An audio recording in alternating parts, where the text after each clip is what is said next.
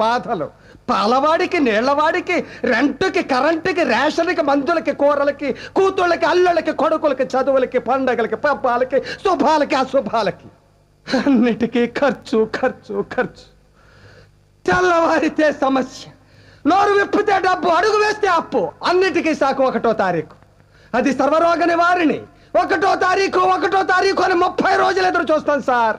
చివరికి అది ఇలా వచ్చి అలా వెళ్ళిపోతుంది. వరద బాధితులను ఆదుకోవడానికి హెలికాప్టర్ వచ్చి వెళ్ళిపోయినట్టు.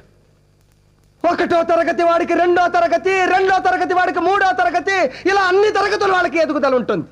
ఒక్క మధ్య తరగతి వాడికి మాత్రం ఎదుగుదల ఉండదు సార్. ఒక్కడు రెక్కలు ముక్కలు చేసుకుని సంపాదిస్తుంటే 10 మంది అడ్డగాడిలా కూర్చుని తినే దౌర్భాగ్య సాంప్రదాయం మారినంత వరకు మా మధ్య తరగతి కుటుంబాల కథ ఇంతే సార్. నా కష్టాలు ఏ దేవుడు తీర్చడు కాబట్టి, నా తండ్రి కొడుకుల సమస్యలు నావిగా భావించారు కాబట్టి